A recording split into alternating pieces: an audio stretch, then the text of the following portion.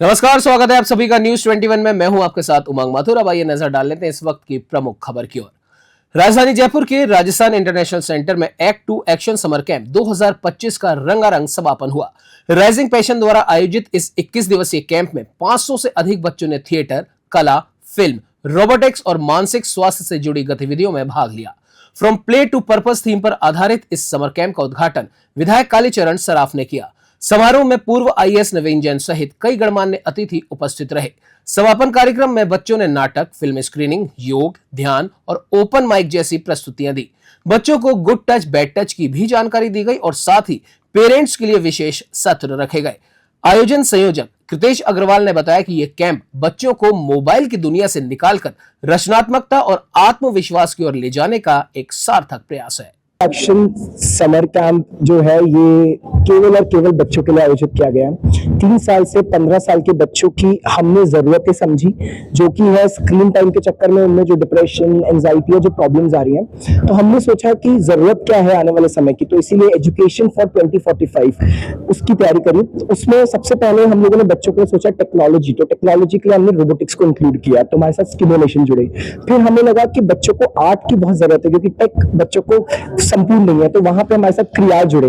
और जहां active action क्या है, एक्टिव एक्शन की खूबी है कि थिएटर, यूनिकनेस ऑफ एजुकेशन, तो हमने लर्निंग थ्रू थिएटर का प्रयोग करके ये सब सिखाया। और साथ साथ में जरूरी है कि ये सब जब हो तब मेंटल हेल्थ बहुत जरूरी है, तो मेंटल हेल्थ के लिए हमने मैनिफेस्ट को जोड़ा और बच्चों को विजन बोर्ड बनवाया, जहां पे बच्चों को रोज एक वैल्यूज, फीलिंग्स सिखाया और उसके बाद उनको हमने तैयार किया। तो यही एक्टिव एक्शन समर कैंप है।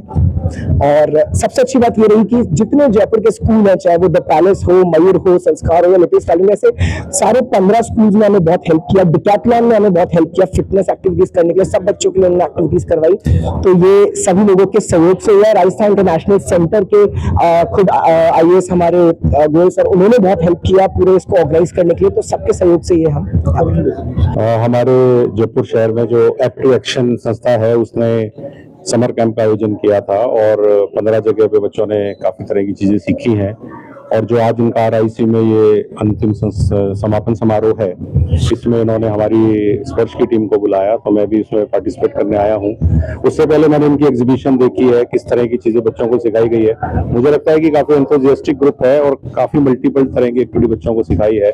नॉर्मली अदरवाइज बहुत ही फॉर्मेलिटी टाइप की चीजें होती हैं। इसी मौके पे जो ऊपर ऑडिटोरियम में अभी एक सेशन हुआ है, हम लोगों ने बच्चों को बताया कि जो गुड टच बैड टच है उससे कैसे बचा, उसको कैसे जाने, बैड टच से कैसे बचें, नो गो टेल क्या है, 1098 हेल्पलाइन का यूज कैसे करना है।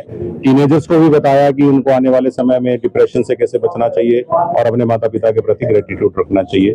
तो ये तमाम बातें भी हमने बताई हैं, क्योंकि हमारे पास भी 45 मिनट के सेशन का टाइम था। तो मुझे लगता है कि ये सारे बच्चों को इससे फायदा होगा और स्पर्श का मैसेज तो लगातार हम लोग दे ही रहे हैं। Thank you.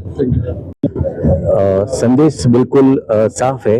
हमारे प्राचीन भारतीय शास्त्रों में जिस प्रकार से बच्चों को समझाया गया है, उन्हें कॉन्वोकेशन डे का एक प्रसंग बताता हूँ। तैत्तिरीय उपनिषद में जब ये सभी विद्यार्थी अभी घर जा रहे होते हैं, उस समय उनको क्या गुरुजी उपदेश देते हैं, सत्यम वद धर्मम चर स्वाध्यायन मा प्रमदः मातृदेवो भव पितृदेवो भव। इसका मतलब होता है कि आपको सत्य बोलना है, उसके बाद धर्म के रास्ते पर चलना है, माता को देव समान जानो, पिता को देव समान मानो। इस प्रकार से ये बातें हमारे एजुकेशन सिस्टम का हिस्सा थी।